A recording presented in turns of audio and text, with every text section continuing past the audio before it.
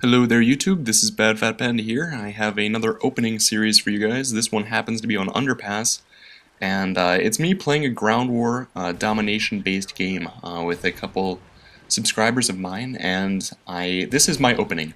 I like to roll with an SMG on this map. I don't find sniping entertaining. I don't like to camp with an assault rifle or a silenced assault rifle or something like that. I like to run around and gank people in the back with a UMP and my knife. I never really use tactical knife. I use the tactical button layout, so I rarely knife. But when I get into these buildings right here, chances are, if I have an opportunity to do so, I will knife the enemy rather than shoot them. Because even though you're shooting with a silenced weapon, it does happen to make sound, and sound is not good when you're ghosting like me. I have a lot of people on the enemy team using Last Stand and Final Stand this match for some strange reason. I do believe I'm also going for Nuke here. I only show the first part of right before I die. I get a 19 kill streak. My kill streak setup is Harrier, AC-130, and Nuke.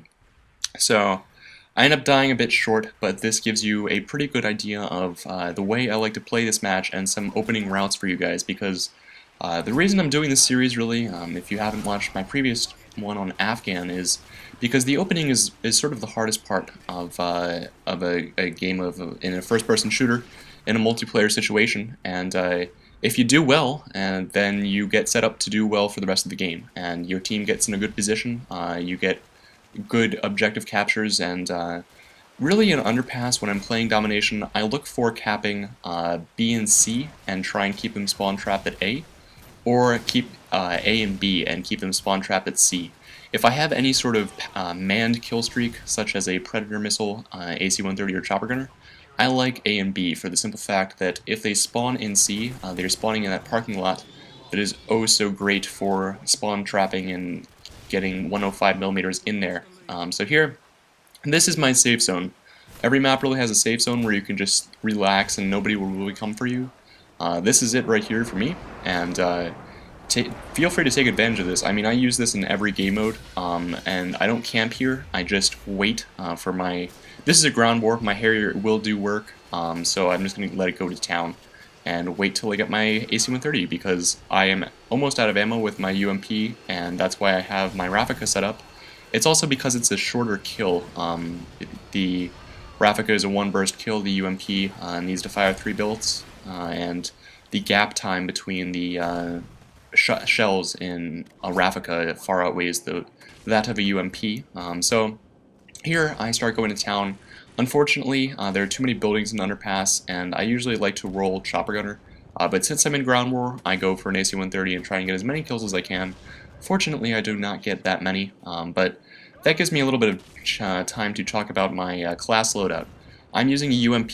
I forgot to record the early part of this, and I was just switching it around, so that's why you didn't see my loadout.